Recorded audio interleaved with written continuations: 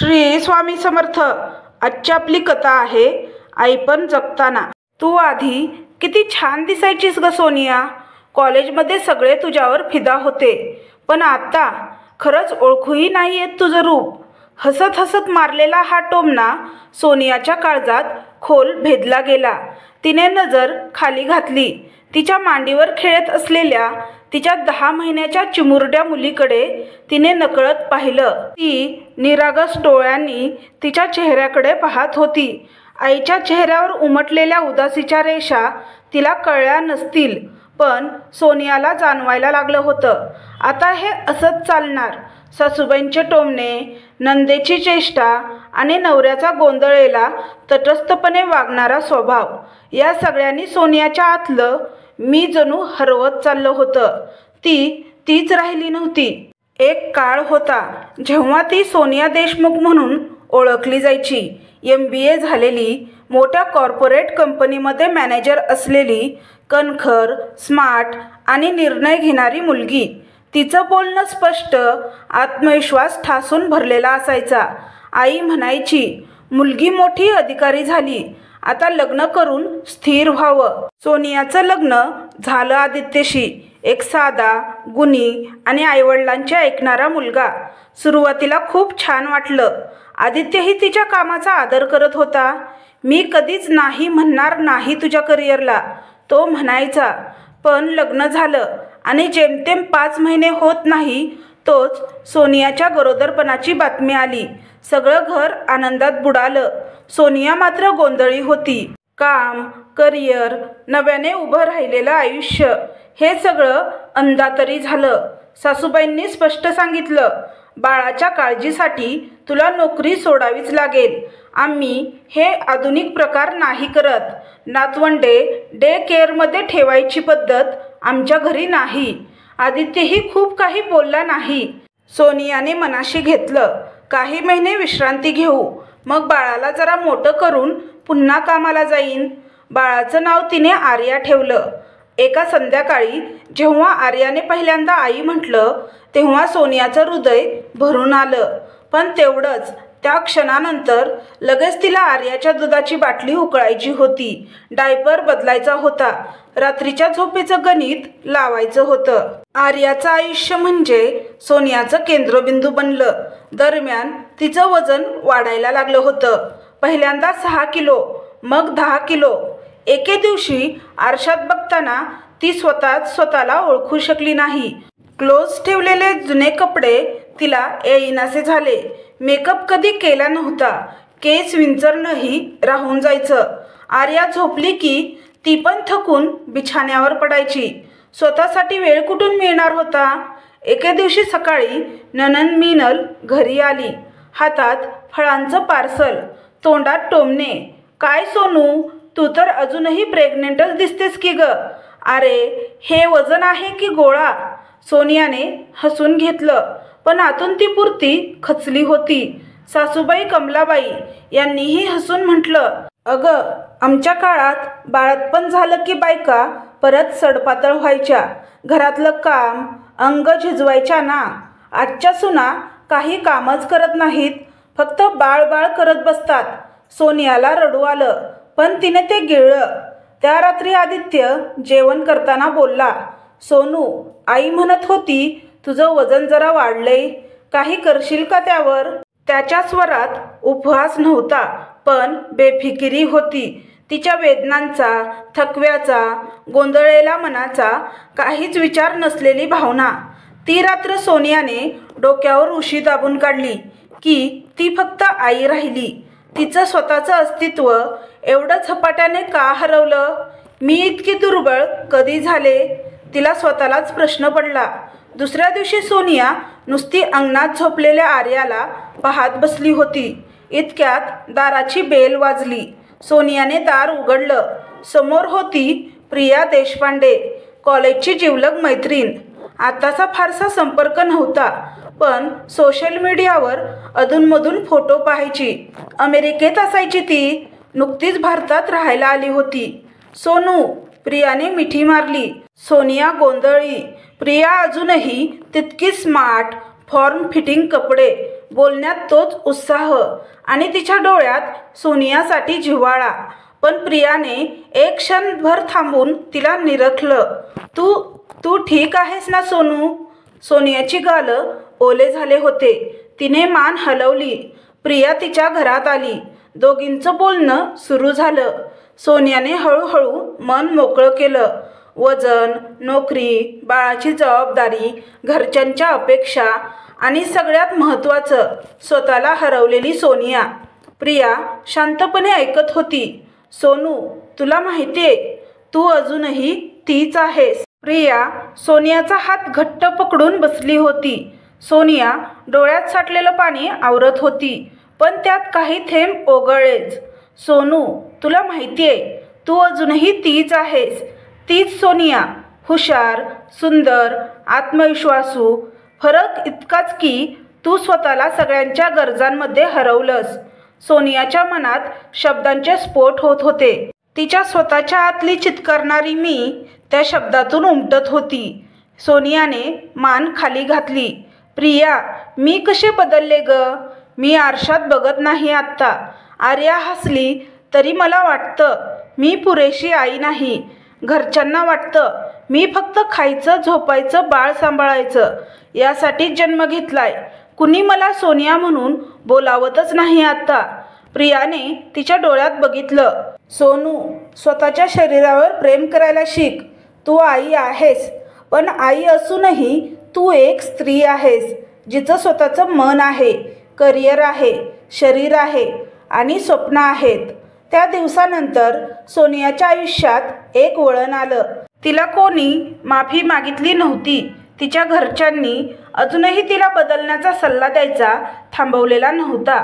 पण आता एक फरक झाला होता. सोनियाच्या डोळ्यामधली पाटी कोरडी झाली होती आणि तिच्या मनात एक नवीन ठिणगी पेटली होती. प्रियाने तिला एक डायरी दिली. दररोज फक्त 10 मिनिटं स्वतःसाठी जे वाटतं ते लिही. पहिल्या दिवशी सोनियाने लिहिलं, मी थकले, पण मी पुन्हा चालायला शिकते. त्या आठवड्यात प्रिया पुन्हा आली. तिने तिच्या लॅपटॉपवरून सोनियाला काही बेसिक योगा पोझिशन दाखवल्या. हे बघ, पहिल्यांदा 5 मिनिटं, मग हळूहळू वाढव. तिने सोनियाला 7 दिवसाचं एक साधं स्वतःसाठी वेळ शेड्यूल बनवून दिलं. सकाळी उठल्यावर 10 मिनिटाचा योगा, दिवसभरात किमान 5 मिनिटं शांत बसून डोळे बंद करणे, 8 ग्लास पाणी पिणं, एक तरी आरोग्यदायी जेवण स्वतःसाठी बनवणं, रात्री डायरी लिहिणं. सोनियाला हे सगळं शक्य आहे का याची शंका होती. आर्याच्या झोपेचा काही भरवसा नाही. आईला जरा काही लागलं की मीच धावते आणि आदित्यच्या ऑफिसचं वेळापत्रक अनियमित. प्रियाने थांबवत विचारलं, पण सोनू, सगळ्यांकरता वेळ आहे, मग स्वतःसाठी वेळ का नाही? त्या रात्री सोनियाने ठरवलं, मी प्रयत्न करेन परत पुन्हा उठण्यासाठी, स्वतःसाठी. पहिल्या दिवशी योगा करताना ती थोडी घाबरली. अर्धवटच झाली क्रिया. दुसऱ्या दिवशी पाय दुखले. तिसऱ्या दिवशी घरात वीज गेली म्हणून योगा व्हायचा राहिला. चौथ्या दिवशी आर्या वेळेवर झोपली आणि सोनियाने 10 मिनिटं शांत बसून स्वतःला विचारलं, मी कशी आहे? दररोज काहीतरी नवं घडत होतं. ती स्वतःसाठी काहीतरी करत होती. ती परत स्वतःसाठी चहा करायला लागली होती, आल्याचा, मसालेदार, पाणी दूध बरोबर. ती डायरीत छोट्या छोट्या गोष्टी लिहायची. आज आर्याने आई म्हणताना गालात हसली. आज मिनलने टोमणा मारला, पण मी हसून दुर्लक्ष केलं. प्रिया दर 2 दिवसांनी तिला फोन करायची. आजचा सेल्फी पाठव. सोनिया लाजायची. अगं काहीही, अजून काही फरकच नाहीये. प्रिया म्हणायची, फरक दिसतोय सोनू, कारण तू स्वतःवर प्रेम करायला सुरुवात केली आहेस. एके दिवशी प्रियाने तिला विचारलं, सोनू, तुझं काम परत सुरू करायचं नाही का? सोनिया थांबली. ती आतून हादरली. काम म्हणजे ऑफिस, पुन्हा टार्गेट. मी अजून तयार नाही प्रिया. प्रिया म्हणाली, तुला तयार होण्याची परवानगी कोणी दिली पाहिजे का? तूच तुझी बॉस होतीस, आठवतंय? आता फक्त नवीन शेड्यूल बनवायचा आहे. तू घरातल्यांना विश्वासात घेतलंस तर सगळं होईल. सोनियाने आदित्यशी बोलायचं ठरवलं. त्याच संध्याकाळी सोनिया किचनमध्ये आदित्यसाठी चहा करत होती. त्याच्यासमोर बसून तिने शांतपणे विचारलं, आदित्य, मला काम पुन्हा सुरू करायचं आहे, घरूनच. काही दिवसांसाठी फ्रीलान्स प्रोजेक्ट घेईन. आदित्यने भुवया उंचावल्या. पण आर्याला कोण बघणार? आई कधीच परवानगी देणार नाही. माझं ऐक, आर्यासाठी मी आहेच, पण दिवसात काही वेळ मी स्वतःसाठी घेणं गरजेचं आहे. सगळ्यांचं आयुष्य मी सांभाळते, पण स्वतःसाठी काही केलं तर ते चुकीचं नाही ना. आदित्य थोडा शांत झाला. मला काही प्रॉब्लेम नाही सोनू, पण आईला तूच समजाव. त्या रात्री सोनिया आणि कमलाबाईंचं संभाषण झालं. सोनियाने त्यांना शांतपणे सांगितलं, आई, मी आर्यासाठी सगळं करत आहे, पण मी सोनिया म्हणूनही जगते. मला काही प्रोजेक्ट घ्यायचेत, घरचं काम मी सांभाळीन, पण मला थोडा वेळ द्यावा लागेल. कमलाबाई हसल्या. तुला वाटतं तसं सोपं नाहीये हे सगळं, पण करायचं असेल तर प्रयत्न कर, बघू. त्या रात्री सोनियाने डायरीत लिहिलं, आज मला नाही ऐकावं लागलं नाही, पण मी हो म्हणायला शिकले आहे स्वतःसाठी. दुसऱ्या आठवड्यात सोनियाने फ्रीलान्स वेबसाईटवर आपली प्रोफाईल अपडेट केली. ती तिच्या जुन्या कंपनीच्या HR मैत्रिणीला संपर्क केला. एक छोटासा डेटा ॲनालिसिस प्रोजेक्ट मिळाला. घर बसल्या काम करणं, वेळेचं बंधन नाही, पण डेडलाईन होती. ती रात्री आर्या झोपल्यानंतर थोडा वेळ काम करायची. पहिल्यांदा ऑफिसच्या ईमेलवर क्लिक करताना तिच्या बोटांना थोडा कंप थरथर जाणवत होता. मी हे करू शकते का? पण काही सेकंदांनी ती पुन्हा जुन्या सॉफ्टवेअर विंडोमध्ये होती. तेच एक्सेल, तेच रिपोर्ट्स, पण आता वेगळं काहीतरी होतं. आता ती आई होती आणि तरीही सोनिया होती. दर आठवड्याला तिचं वजन 200-300 ग्रॅमने कमी व्हायला लागलं, पण त्याहून महत्त्वाचं, तिचा आत्मविश्वास किलोने वाढत होता. एके दिवशी मीनल आली आणि म्हणाली, वा सोनू, चेहरा खुललाय तुझा, काहीतरी वेगळंच वाटतंय. सोनियाने गालातल्या गालात हसत उत्तर दिलं, स्वतःसाठी वेळ दिला ना जरा उशीर झाला, पण मी स्वतःला हरवलं नव्हतं. आता सोनिया दररोज सकाळी 10 मिनिटाचा योगा करत होती. आर्याच्या झोपेच्या वेळेत ती वर्क कॉल करत होती. रात्री डायरी लिहायचं तिचं आवडतं काम झालं होतं.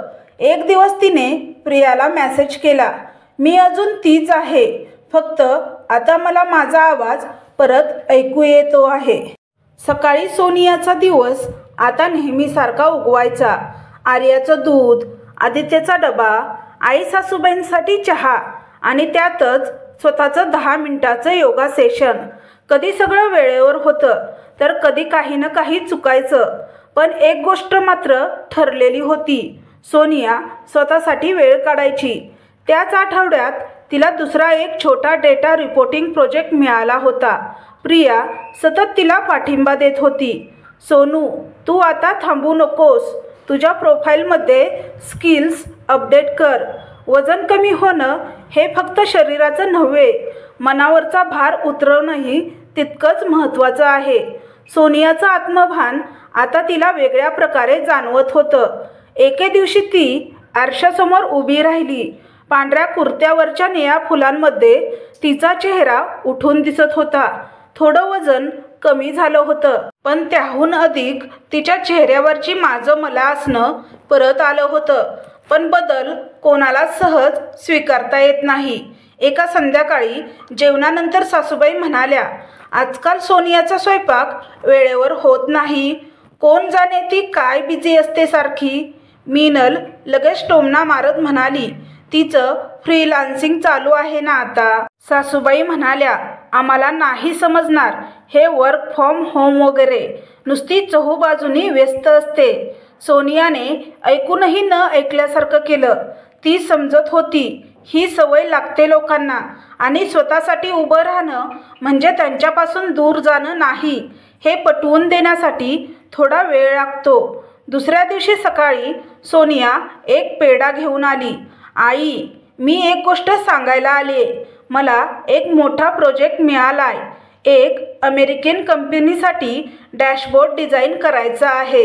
आठवड्याला फक्त 15 तास काम, पण मानधन चांगलं आहे. कमलाबाईंनी पेढा घेतला, पण चेहरा निर्विकार. ठीक आहे, पण बाळाची काळजी नीट घे. सगळं सांभाळून कर. आदित्यने डोकं हलवलं. Very good Sonu. प्रोजेक्ट मस्त आहे. मी काही मदतीसाठी असेनच. सोनिया शांतपणे म्हणाली. आर्याबाबत मला तुमचं सहकार्य लागेल. मी प्रत्येक वेळी तिच्या मागे धावू शकणार नाही. आई, तुम्ही तिची अंघोळ घालू शकता का दररोज? आणि मिनल, तू दुपारी जरा वेळ तिला खेळवू शकशील का? कमलाबाई आणि मिनल या दोघींना हे अहंकारावर ओरखडे वाटले, पण ते नाकारू शकल्या नाहीत. कारण सोनियाच्या डोळ्यात आता आत्मविश्वास होता, आक्रोश नव्हे. त्या आठवड्यात सोनिया आपल्या जुन्या सहकारी नेहाला भेटायला गेली होती. नेहा अजूनही त्या जुन्या कंपनीत काम करत होती. सोनिया, तू इतकी बदलली आहेस, म्हणजे आधीचा ट्रेस वाटत नाही आत्ता तुझ्या बोलण्यात. सोनियाने हसून सांगितलं. पूर्वी मी जगायचे कामासाठी, आता मी काम करते जगण्यासाठी. त्या भेटीतून परतताना सोनिया एका पार्कजवळ थांबली. आर्या झोपी गेली होती गाडीतच. हवा थोडी थंडसर होती. संध्याकाळची गुलाबी झाक आकाशात पसरली होती. तिने स्वतःच्या मनात विचार केला, मी आई आहे, पण मी केवळ आई नाही. प्रिया तिला आठवड्याच्या शेवटी भेटायला आली. सोनू, तू खूप बदलली आहेस ग. आता मी तुझ्यात पुन्हा तीच सोनिया बघते, जी एखाद्या मीटिंगमध्ये आत्मविश्वासाने बोलायची आणि निर्णय घ्यायची. सोनियाने गालातल्या गालात हसून उत्तर दिलं. प्रिया, आई पण म्हटलं की सगळं गाठून घ्यावं लागतं वाटायचं, पण आता कळालं की फक्त जबाबदारी पेलणं म्हणजे आयुष्य नाही, स्वतःला जपणंही तितकंच गरजेचं आहे. एका रविवारी सकाळी कमलाबाई सोनियाच्या खोलीत आल्या. हातात एक छोटीशी वाटी. हे बघ, मी काल तुझ्यासाठी गव्हाचं लाडू केलाय. तू म्हणाली होतीस ना वजन सांभाळायचंय. साखर घालून नाही केली, खजूर घातलाय थोडा. सोनिया अवाक झाली. आई, तुम्ही? कमलाबाई म्हणाल्या. तुझा तो योगा करतानाचा व्हिडिओ पाहिला होता मोबाईलवर. खरं सांगू का, सुरुवातीला वाटलं तू थांबशील, पण तू थांबलीच नाहीस.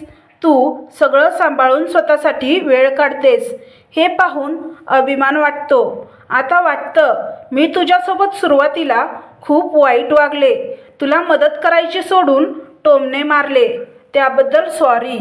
सोनियाच्या डोळ्यात पाणी आलं. आई, हे तुमचं म्हणणं खूप मोठं आहे माझ्यासाठी. त्या दिवसानंतर घरात थोडा बदल जाणवायला लागला. मिनलही आता आर्याला घेऊन खेळायला लागली होती. कमलाबाई सकाळी तिच्या आंघोळीला मदत करत. आदित्य आता सोनियाच्या कामाचं कौतुक करायचा. घरात कुठेतरी एक समज तयार झाली होती. आई असूनही ती तिचं स्वतःचं आयुष्य जगते आहे आणि ते योग्य आहे. एका संध्याकाळी सोनिया एका छोट्या मीटिंगसाठी ऑनलाईन प्रेझेंटेशन करत होती. सगळं व्यवस्थित चाललं होतं. शेवटी क्लायंटने विचारलं, तुम्ही कुटुंबामुळे अर्धवेळ काम करता का? सोनियाने आत्मविश्वासाने हसून उत्तर दिलं, मी अर्धवेळ काम करते, कारण माझं मूल लहान आहे म्हणून नाही, तर एक आई आणि एक व्यावसायिक म्हणून माझा समतोल जीवन मला महत्त्वाचं वाटतं. म्हणून हा निर्णय मी घेतलाय.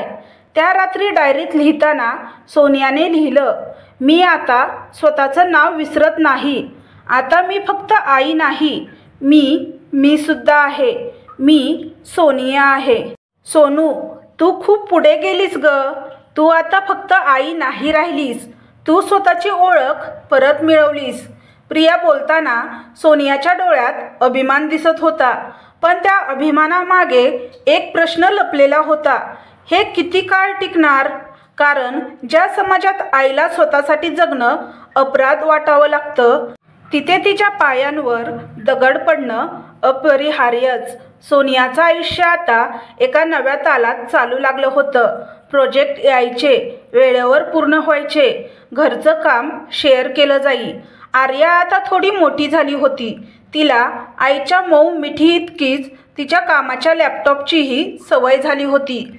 सोनियाचं शरीर आता पूर्वी इतकं सडपातळ नव्हतं, पण तिचा आत्मविश्वास आता खऱ्या सुंदरतेची व्याख्या बनला होता. एक रविवारची दुपार सोनिया आणि आदित्य एका छोट्याशा कौटुंबिक समारंभासाठी त्यांच्या नातेवाईकांकडे गेले. जुने ओळखीचे चेहरे, बऱ्याचशा स्त्रिया, गप्पांचा गोंगाट आणि साहजिकच सोनियाकडे बघून कानगोष्टी. हीच ना ती आदित्यची बायको? फार सुशिक्षित म्हणतात हिला. हो, पण आता काहीच करते म्हणे. घरात बसून मोबाईलवरच काम करते. बाळसुद्धा तिच्या सासूकडेच असते म्हणे. सोनियाने सगळं ऐकलं, पण यावेळी ती नॉर्मल होती. कारण आता हे चूक वाटणं थांबलं होतं. ती एका कोपऱ्यात शांत उभी राहिली होती.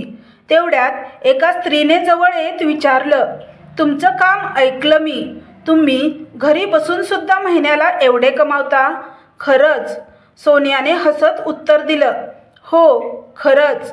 आणि घरात राहून काम करणं म्हणजे आळशीपणा नव्हे, ते सदृढ व्यवस्थापन असतं. त्या रात्री घरी परतल्यावर आदित्यने विचारलं, सोनू, तुला कधीच वाईट वाटत नाही का लोकांच्या बोलण्याचं?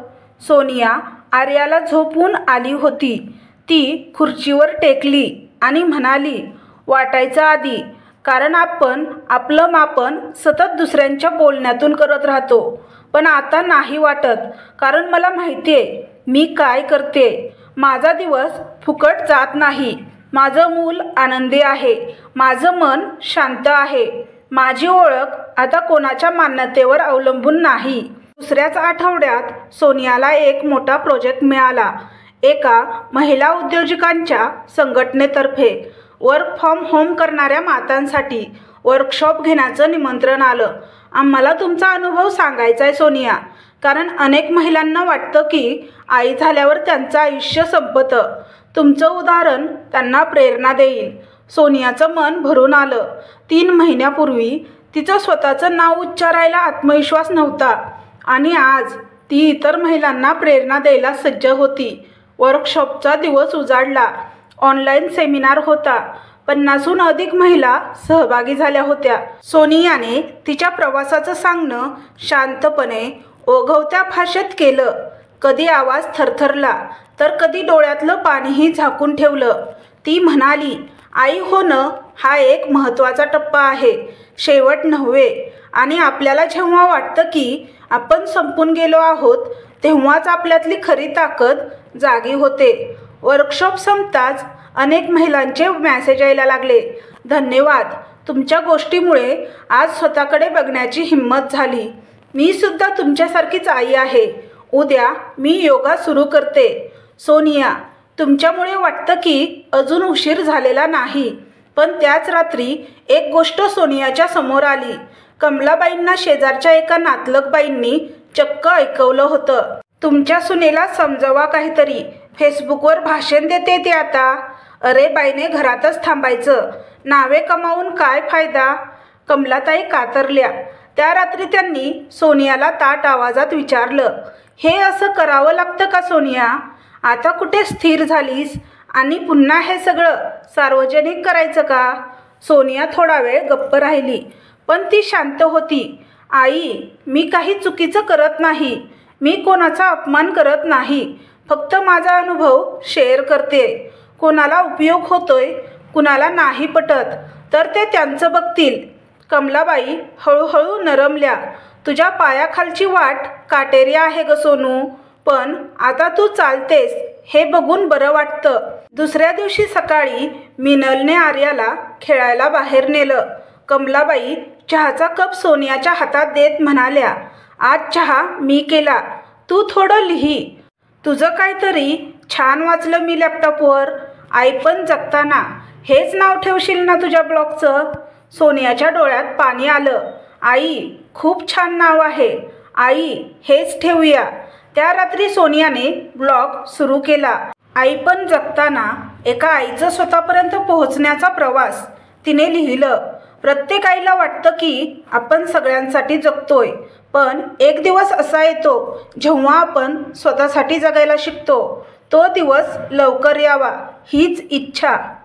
रविवारी सकाळची वेळ होती. सोनिया दिवाणखान्यात तिचा लॅपटॉप घेऊन बसली होती. चहाचा कप हातात, टेबलावर एक वही आणि तिच्या चेहऱ्यावर समाधान. ब्लॉगचं नाव होतं आई पण जगताना. पहिलं वाक्य होतं, आई होणं म्हणजे सगळं सोडणं नव्हे, तर स्वतःला पुन्हा शोधणं असतं. सोनियाच्या ब्लॉगवर पहिल्याच आठवड्यात 100हून अधिक महिला वाचक जोडल्या गेल्या. एका नेहमीच्या आईच्या गोष्टीतून अनेक जणींना आपली कथा दिसत होती. मीही बाळ झाल्यावर माझं अस्तित्व हरवलं होतं. तुमचं लिहिलेलं वाचून मी परत डायरी लिहायला सुरुवात केली आहे. आज सकाळीच 5 मिनिटं शांत बसले तुमच्यामुळे. या प्रत्येक प्रतिक्रिया सोनियाला आतून मजबूत करत होत्या. ती आई होती आणि एक प्रेरणासुद्धा होती. ती स्त्री होती, पण फक्त बायको, सून, आई इतकंच नव्हे, ती सोनिया देशमुख होती. पुन्हा एकदा एके दिवशी आदित्य तिला म्हणाला, सोनू, तुझ्या शब्दांना फार धार आहे ग. ते थेट हृदयापर्यंत पोहोचतात. तुला एक पुस्तक लिहायचंय का? सोनिया गोंधळली. पुस्तक? मी लेखिका नाही. आदित्य हसला. माझ्या ऑफिसच्या स्नेहसंमेलनातल्या भाषणात मी सांगितलं होतं, माझी बायको माझ्याहून जास्त बुद्धिमान आहे. तू खरंच आहेस. तू लिहितेस ते लोकांना भिडतं. ते पुरेसं आहे. सोनिया खळखळून हसली. माझं पुस्तक मी लिहीन, पण त्याचं नाव काय ठेवू? आदित्य म्हणाला, आई पण जगताना. हेच नाव उत्तम आहे. तू तिथूनच तर सुरुवात केलीस. दुसऱ्याच आठवड्यात एका हिंदी डिजिटल मॅगझिनने तिला ऑनलाईन मुलाखतीसाठी निमंत्रण दिलं. थीम होती मातृत्व आणि स्वत्व. मुलाखतीत तिने एक ओळ म्हटली, आई होणं म्हणजे मी पण संपणं नव्हे, तर मीला अधिक खोलवर समजणं. ती मुलाखत सोशल मीडियावर खूप शेअर झाली, पण त्याचबरोबर टीकाही झाली. आई असून प्रसिद्धीचा मोह, सासरी राहत असताना असा खुलेपणा, घरातील जबाबदाऱ्या झटकून फेम मिळवणं सोपं वाटतं. हे वाचून आदित्य रागावला. लोकांना समजत नाहीस तू. तुला एवढं का सहन करावं लागतं? सोनिया मात्र शांत होती. आदित्य, हीच तर खरी चाचणी आहे. जेव्हा जग तुला बदलतंय हे स्वीकारायला तयार नसतं, तेव्हाच तुला तुझ्यावर ठाम राहावं लागतं. त्या रात्री सोनियाने आर्याला झोपवत असते. ती तिच्या बाजूला बसून गाणं गुणगुणत होती. गाण्यावर आर्या झुलते, आईच्या कुशीत गुंतते. आर्या झोपली आणि सोनियाच्या डोळ्यात पाणी आलं. तिला आठवला पहिला महिना, जेव्हा ती स्वतःला विसरली होती. आणि आज तिच्या लेखनातून, प्रयत्नातून आणि जिद्दीतून तिने स्वतःचा आवाज पुन्हा ओळखला होता. एका दिवशी सोनियाच्या घरी स्त्रियांसाठी छोटंसं सेमिनार ठेवलं गेलं. प्रिया आणि तिच्या NGO ग्रुपने ते आयोजित केलं होतं. 10-12 स्त्रिया, वेगवेगळ्या वयोगटातील, काही तर नोकरी करणाऱ्या, काही गृहिणी, काही निवृत्त. सोनिया व्यासपीठावर उभी होती. ती म्हणाली, स्त्री म्हणून आपण कित्येक भूमिका पार पाडतो. मुलगी, सून, बायको, आई. पण या सगळ्यांमध्ये मी हरवतो. मी माझं जगणं केवळ कर्तव्य म्हणून न जगता स्वतःसाठीही जगावं. याचा अर्थ मी स्वार्थी आहे असं नव्हे. एका मध्यमवर्गीय स्त्रीने तिला विचारलं, पण घर चालवताना स्वतःसाठी वेळच मिळत नाही, मग काय करायचं? सोनिया हसली. माझ्या सासूबाईंनी एकदा मला सांगितलं होतं, जगायचं पण घर सांभाळून. आणि आता मी सांगते, स्वतःसाठीही जगायचं आणि घरालाही सोबत घ्यायचं. सगळ्या स्त्रिया टाळ्या वाजवत होत्या. त्यांचे डोळे सांगत होते, त्यांना आपली माझंही काहीतरी आहे ही जाणीव झाली होती. सोनियाचं आयुष्य आता एका अर्थाने पूर्ण वाटत होतं, पण तितक्याच स्पष्टतेने ती आता अपेक्षा नव्हे तर असणं जगत होती. एक दिवस ती ब्लॉगवर लिहित होती, मातृत्व ही जबाबदारी आहे, पण ती शिक्षा नाही. स्त्री ही श्रद्धा आहे, पण तिचं स्वत्व गमावणं हा त्याग नव्हे, गुन्हा आहे. आर्या आता 2.5 वर्षाची झाली होती. ती आईचा मोबाईल घेऊन तिचे फोटो बघायची आणि म्हणायची, आई तू सुंदर दिसतेस. सोनियाचं हसणं आता बाळासाठी नव्हे तर स्वतःसाठी असायचं. एका रविवारी सोनियाने कमलाबाईंच्या मांडीवर डोकं ठेवलं. आई, आता वाटतं की आई होणं हे जगणं थांबवण्याचं कारण नव्हतं, तर जगणं नव्याने समजण्याचं कारण होतं. कमलाबाईंनी तिच्या केसातून हात फिरवून हसत उत्तर दिलं, सोनू, आता वाटतं की तू आम्हालाही शिकवलंस. आईपण म्हणजे स्वतःचं अस्तित्व झाकणं नाही. आईपणही तुझं आहे आणि मी पणही. तर तुम्हाला ही कथा कशी वाटली हे कमेंट बॉक्समध्ये कमेंट करून नक्की सांगा. कथा आवडल्यास व्हिडिओला लाईक आणि चॅनलला सबस्क्राईब करा. व्हिडिओ पाहिल्याबद्दल मनापासून धन्यवाद. श्री स्वामी समर्थ.